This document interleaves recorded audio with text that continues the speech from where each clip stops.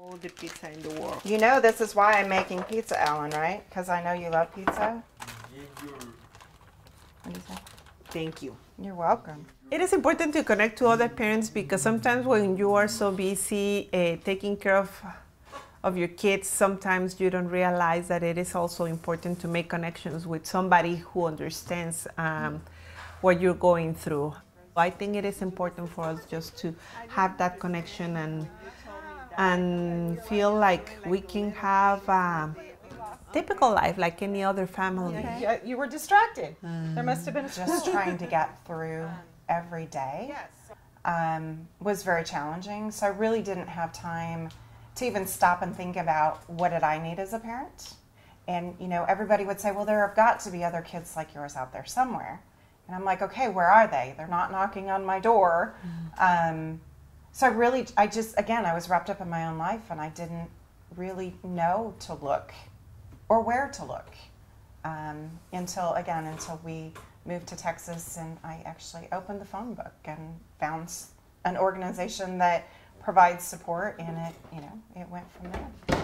Hi, friend. Sorry, friend.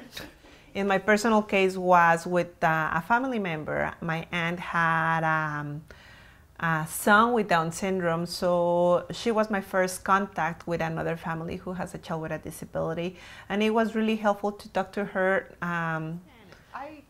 knowing that she knew exactly what I was going through. Okay, I think I can try it. So I think that when you find a new community, that doesn't mean that you're going to stop all relationships with some other friends. Some friends are going to stay next to you, but this kind of situation is going to make you the chance to meet new people. So you make like a... Well, usually I put it in a cookie sheet, and the crust is a lot thicker. Oh, and you know what Really, else I do? it doesn't even matter what the disability is.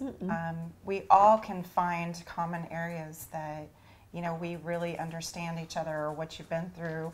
So different components, you know, families that I talk to, friends that I have, you know, again, we all have a journey and there's just different components to it, but, you know, we can share that. And those different components, I think it's really good to be like different, have our differences, because sometimes I can have a certain problem and I don't know what to do with a certain situation, and I go and talk to Cindy and she can see things in a different way.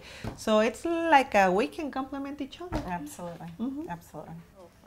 So five, six. Good job.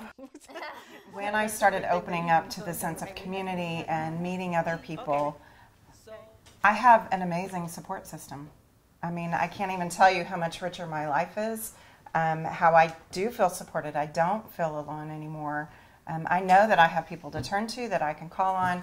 It is an amazing feeling, and by me feeling better, you know, I'm able to help, you know, my young adult. You know, I have another child, and I'm able to be more supportive to them as well. And I think Rosalba would agree with that. Yes, I do agree. My message to families who feel alone is that, first of all, we need to understand that it's a natural feeling. I think everybody feels that way at the beginning, but the truth is that we're not alone. I mean, when you start in talking to some other families, your circle is getting bigger and bigger every day, and you can just start new relationships every day, and